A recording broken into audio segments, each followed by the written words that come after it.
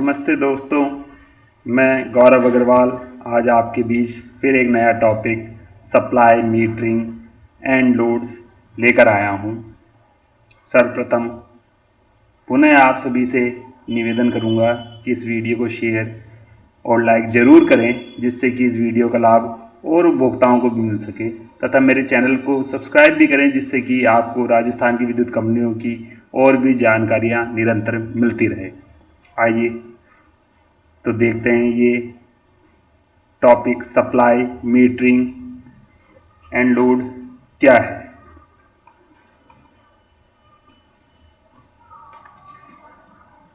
Supply को मुख्यतः दो कैटेगरीज में विभाजित किया गया है, एसटी सप्लाई और एलटी सप्लाई। एसटी सप्लाई का मतलब हाई टेंशन 440 वोल्ट से ऊपर की सप्लाई को या लाइनों को हाई टेंशन सप्लाई बोला जाता है, जिसमें 11 केवी की लाइन, 33 केवी की लाइन, 132 केवी की लाइन और 220 केवी की लाइन आती है। दूसरा एलटी सप्लाई, लो टेंशन सप्लाई को एलटी सप्लाई कहा जाता है। 230 वोल्ट या 440 वोल्ट की जो लाइनें होती हैं उन्हें लो टेंशन सप्लाई बोला जाता है। इन सप्लाई से जो मीटर कनेक्ट किए जाते हैं उन्हें 4 टाइप्स में बांटा गया है, जो लोड के अनुसार विभाजित किए गए हैं। जैसे सिंगल फेज का मीटर जो आपके परिसर पर लगाया जाता है, वह आपको 5 किलोवाट तक का यदि आप लोड लेते हैं बिजली विभाग से, JVVNL, AVVNL या जोधपुर डिस्कॉम से आप जब कनेक्शन लेते हैं और 5 किलोवाट तक का कनेक्शन लेते हैं, तो आपको सिंगल फेज का मीटर आपके परिसर पर लगाया जाएगा। 5 किलोवाट से 18.65 किलोवाट या 25 HP तक का यदि आप कनेक्शन लेते हैं, तो आपके परिसर पे 3 फेज का मीटर लगाया जाता है। 18.65 किलोवाट या 25 HP से ऊपर यदि आप कनेक्शन लेते हैं और अपना कॉन्ट्रैक्ट डिमांड 50 kVA से नीचे रखते हैं, तो आपके परिसर पे LT TVM मीटर लगाया जाता है। LT लो टेंशन, TVM ट्राईवेक्टर मीटर। तो लो टेंशन ट्राईवेक्टर मीटर आपके परिसर पे इंस्टॉल किया जाएगा यदि आप 18.65 किलोवाट और 25 HP से ऊपर का कनेक्शन लेते हैं। यदि आप 50 kVA से ऊपर का कनेक्शन लेते हैं, जो कि आपके हाई टेंशन सप्लाई से जोड़ा जाएगा, तो आपके परिसर पे ST TVM मीटर इंस्टॉल किया जाएगा। इस LT TVM मीटर और ST TVM मीटर में जो रीडिंग रिकॉर्ड होती है, क्योंकि ये बहुत ज़्यादा सप्लाई का करंट इसमें आता है, तो ये जल सकते हैं, इसलिए इनके साथ में LT TVM मीटर के साथ LTCT सेट लगाए जाते हैं और ST TVM मीटर के साथ CTPT सेट इंस्टॉल किया जाता है। आइए आगे देखते हैं। Loads, different type of loads used in Rajasthan electricity company. Sanction load. Sanction load shall mean the maximum load in kWhp applied for by the applicant and agreed to by the NIGAM and indicated in the agreement executed between the NIGAM and consumer. Sanction load वह load होता है जो आप maximum बिजली विभाग से apply करते हैं और बिजली विभाग आपको कॉन्ट्रैक्ट करता है कि भाई मैं ये आपको देने के लिए तैयार हूं। इसे सैंक्शन लोड कहते हैं। Connected load. Connected load means the sum of rated capacities of all the energy consuming devices on the consumer premises which can be operated simultaneously. Connected load वह लोड होता है आपके परिसर पर जो डिवाइसेस हैं वह सभी एक साथ अगर चला दी जाए, तो उनके द्वारा जो लोड खींचा जाएगा उसे कनेक्टेड लोड कहते हैं। तो कंज्यूमर को चाहिए कि वह सबसे पहले अपने प्रीमाइसेस पे जो उसके परिसर पे जो डिवाइसेस लग रहे हैं, जो भी इलेक्ट्रिकल अप्लायंसेस लग रहे हैं, उनका सभी का लोड अगर वह एक साथ चला दिए जाए तो कितना होता है वह उसकी गणना कर लें, उसके बाद में ही वह बिजली विभाग से लोड अप्लाई करें। तो जो कनेक्टेड लोड और सैंक्शन लोड ज्यादातर सेम ही होता है। सेम इन द सेंस मतलब कंज्यूमर पहले अपने परिसर पे इलेक्ट्रिकल अप्लायंसेस की कैपेसिटी को डिसाइड करता है और उसके अनुसार वह मैक्सिमम डिमांड बिजली विभाग से अप्लाई करता है। फिर आता है contract demand, the demand in KVA for which the discom makes specific commitment to supply power from time to time subject to the governing terms and condition. Contract demand KVA में decide होता है और यह भी उपभोक्ता बिजली विभाग से अप्लाई करता है कि मैं इतने केवीए तक का डिमांड आपसे लेता रहूंगा और वह आप मुझे देंगे।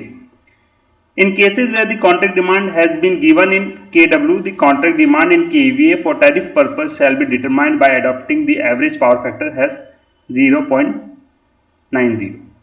मतलब यदि आप कॉन्ट्रैक्ट डिमांड मतलब उपभोक्ता अगर कॉन्ट्रैक्ट डिमांड नहीं बताता है तो उस केस के अंदर जो स्टैंडर्ड है एवरेज पावर फैक्टर 90 को मानते हुए कॉन्ट्रैक्ट डिमांड की कैलकुलेशन कर ली जाती है।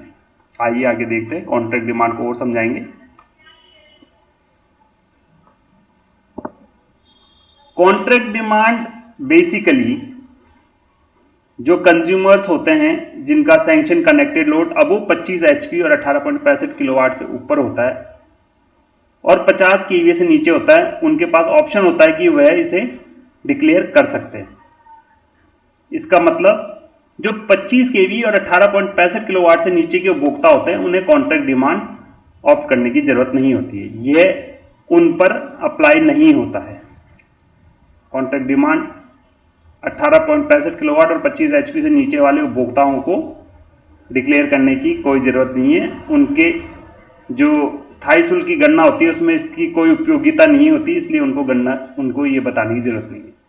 परंतु 25 एचपी और 18.65 किलोवाट से ऊपर के जो उपभोक्ता होते हैं उन्हें ये डिक्लेयर करने का ऑप्शन दिया गया है। परंतु जो उपभोक्ता जिनका कॉन्ट्रैक्ट डिमांड 50 केवीए से ऊपर है या एसटी पे सप्लाई लेते हैं उनके लिए ये कंपलसरी है कि वो कॉन्ट्रैक्ट डिमांड बताएं। अब मैं आपको बताऊं कॉन्ट्रैक्ट डिमांड उपभोक्ता क्यों बताता है या एवं बिजली विभाग क्यों इसके लिए पूछता है। मान लीजिए कोई इंडस्ट्री है, उसने 2 मशीनें अपने परिसर पर लगाई। एक मशीन उसकी स्टैंड बाय के लिए कि अगर यदि एक मशीन नहीं चलती है तो वह दूसरी मशीन से काम कर लेगा। अब इस केस में मान लीजिए उसका एक मशीन 50 एचपी की और दूसरी मशीन भी 50 एचपी की है, तो वह बिजली विभाग से 100 एचपी अपना कॉन्ट्रैक्ट कनेक्टेड लोड डिसाइड करेगा और सैंक्शन लोड मांग लेगा। 100 एचपी सैंक्शन लोड वह अपना मांगेगा बिजली विभाग से। अब परंतु वो जानता है कि वह सिर्फ एक ही मशीन को एट ए टाइम यूज करेगा जो 50 एचपी की है, तो इसलिए वह कॉन्ट्रैक्ट डिमांड 50 एचपी ही लेगा। उसको केवीए में कन्वर्ट कर देंगे, उसके बाद में वह उसे बिजली विभाग से कॉन्ट्रैक्ट डिमांड मांगेगा।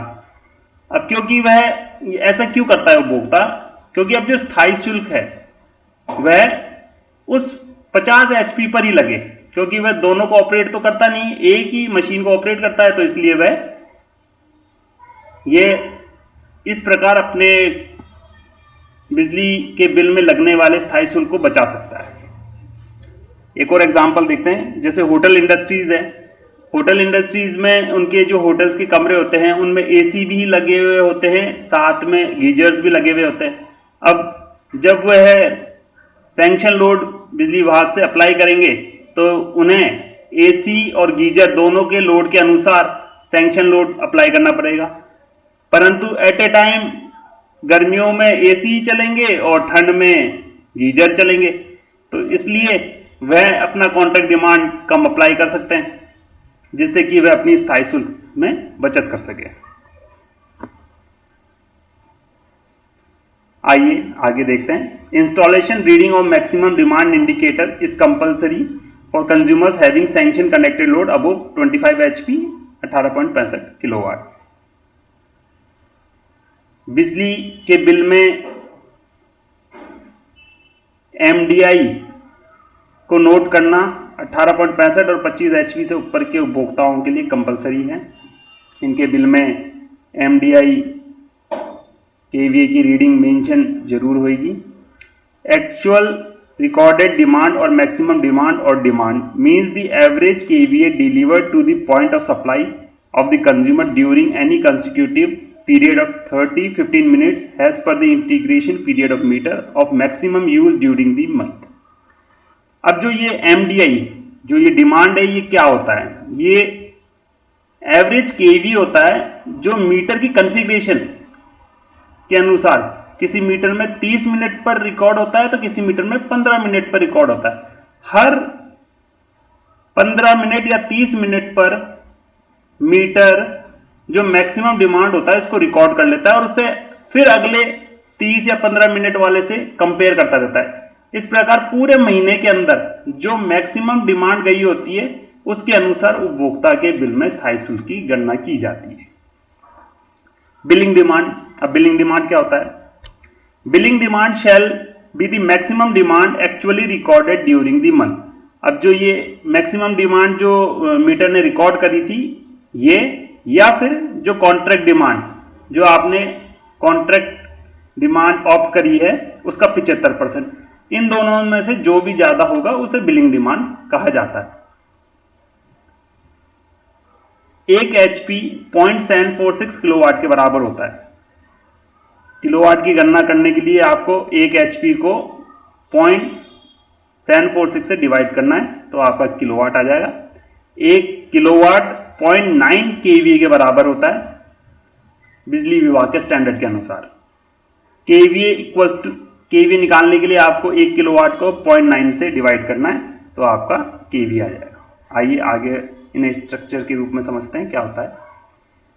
LT supply and LT metering. आपने सप्लाई भी एलटी पर ली है और आपकी मीटरिंग भी एलटी पे हुई है। लोड अप टू 18.65 किलोवाट और 25 एचपी। तो ये 18.65 किलोवाट और 25 एचपी से नीचे के जो लोड वाले उपभोक्ता होते हैं उनका किस तरीके का स्ट्रक्चर होता है देखिए।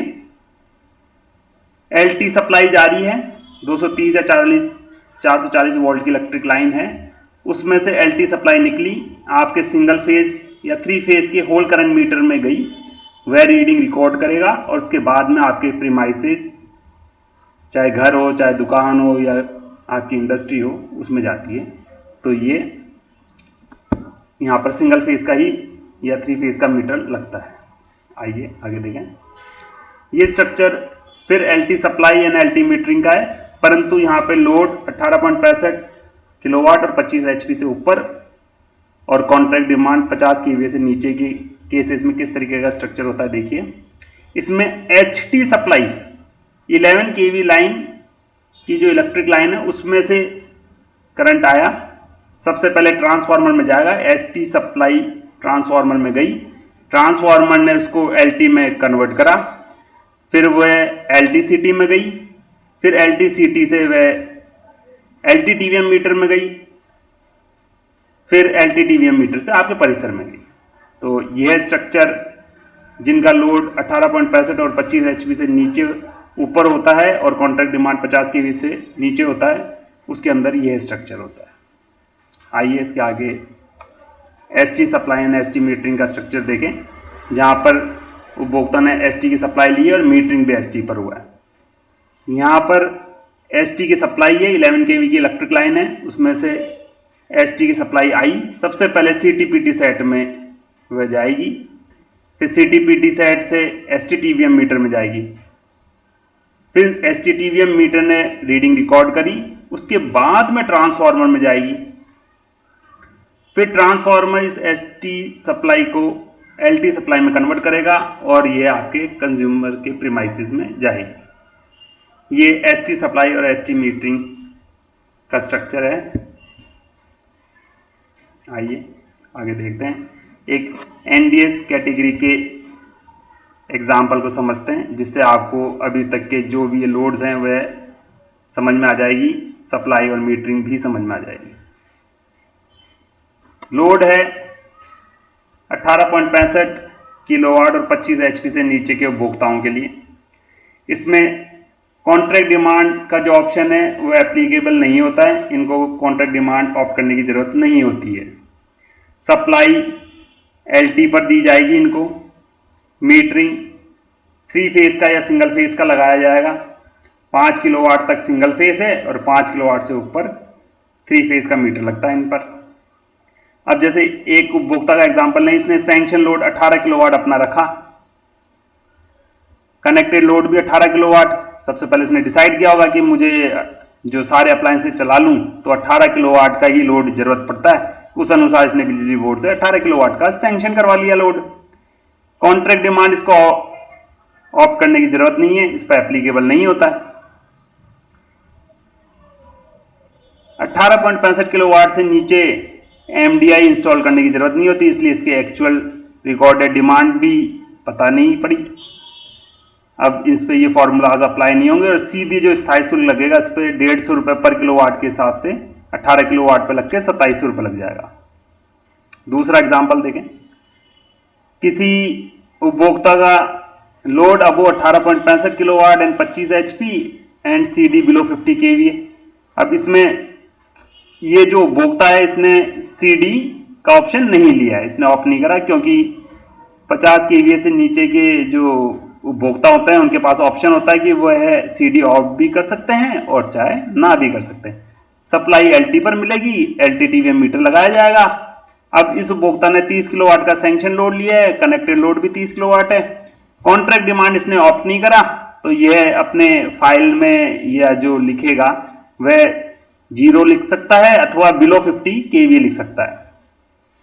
एक्चुअल रिकॉर्डेड डिमांड इसकी 27 केवी आई, क्योंकि 18.65 किलोवाट से ऊपर का उपभोक्ता है तो इसकी एमडीआई इंस्टॉल करनी जरूरी है। तो इसके जो मीटर ने रिकॉर्ड करा वो 27 केवीए पूरे महीने में मैक्सिमम डिमांड रिकॉर्ड करी। अब क्योंकि इसने सीडी ऑप्ट नहीं करी थी तो इसके 75% ऑफ सीडी निकालना संभव नहीं है, तो ये जो बिलिंग डिमांड का जो फॉर्मूला ये इस पर अप्लाई होगा नहीं, क्योंकि इसने सीडी ऑप्ट नहीं करी। तो इस पर फिर 150 रुपए पर किलोवाट के हिसाब से रेट लग जाएगी इसके सैंक्शन लोड पर, और 4500 रुपए का इसके स्थायी शुल्क की गणना की जाएगी। तीसरा ऑप्शन देखते हैं, अब वो 18.65 किलोवाट और 25 HP and CD below 50 KVA. अब इसमें उपभोक्ता ने सीडी का ऑप्शन ऑप्ट कर लिया है। सप्लाई वही एलटी पर रहेगी, मीटरिंग एलटीटीवीएम पर है, वही 30 किलोवाट सैंक्शन और कनेक्टेड लोड है। कॉन्ट्रैक्ट डिमांड इसने 30 केवीए ऑप्ट करा। इसने कहा कि साहब मुझे 30 केवीए का डिमांड दे दिया जाए। अब इसके मीटर ने वही 27 केवी रिकॉर्ड करी, तो इसका फॉर्मूला जो 75% ऑफ सीडी 22.5 केवी आया, एक्चुअल इसकी 27 थी, तो जो इनमें से मैक्सिमम होगा उस पर स्थायी शुल्क की गणना की जाएगी। तो 27 केवी इसका मैक्सिमम था, इस पर 270 रुपए पर केवी जो कि अभी एप्लीकेबल रेट है उससे इंटू करेंगे तो 7290 रुपए इस पे लग गए।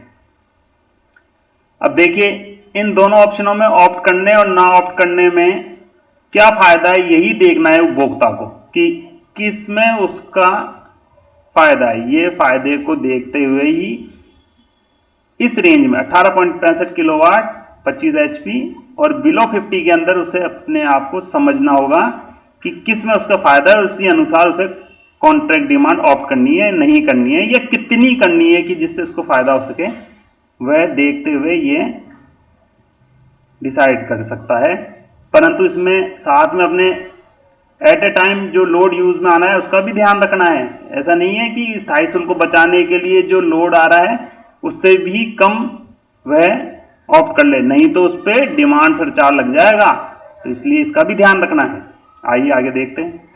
अब वो 50 केवीए, अब कोई कंज्यूमर 50 केवीए से ऊपर लोड रखता है तो इसको सीडी का ऑप्शन जो है वो कंपलसरी है, इसको सीडी ऑप्ट करनी ही पड़ेगी। आज अब इसकी जो सप्लाई होगी वह एसटी पर होगी, मीटरिंग STTVM होएगा। अब एक एग्जांपल, सैंक्शन लोड इसने 100 किलोवाट ऑप्ट करा, NDS का कंज्यूमर है, 100 किलोवाट इसने सैंक्शन ऑप्ट करा, कनेक्टेड भी इसका 100 है। इसकी कोई मशीन होगी जो, जैसे दो मशीन है मान लीजिए, तो एक 40 किलोवाट की और एक 60 किलोवाट की है, तो इसने दो रख ली, उससे अनुसार 100 किलोवाट सैंक्शन ले लिया। अब कॉन्ट्रैक्ट डिमांड उसने 60 kVA रखा, उसने देखा होगा कि भाई मेरा ये एक मशीन हमेशा यूज में नहीं आती है, तो उसने 60 kVA कॉन्ट्रैक्ट डिमांड ऑप्ट कर ली। अब इसके जो एक्चुअल डिमांड आई उस महीने हो सकता है उसके कम बिजली का उपयोग हुआ होगा, तो 20 kVA उसने यूज करी। अब इसका जो फॉर्मूला है बिलिंग डिमांड निकालने का, 75% ऑफ CD जो कि 45 kVA आएगी, 60 का 75% 45 kVA, एक्चुअल डिमांड 20 kVA। तो अब जो इस पर स्थायी शुल्क लगेगा वो विच एवर इज हायर पर लगेगा, 45 kVA पर स्थायी शुल्क लगा, जो कि 270 रुपये पर kVA के अनुसार 12,150 रुपये आया। अब ये जो CD ऑप्ट करने की जो चीज़ है, ये आपको अपने ज़रूरत के अनुसार, अपनी इंडस्ट्री या अपना जो भी वर्क है उसके अनुसार आपको डिसाइड करना है। उस अनुसार आप अपने स्थायी शुल्क को बचा सकते हैं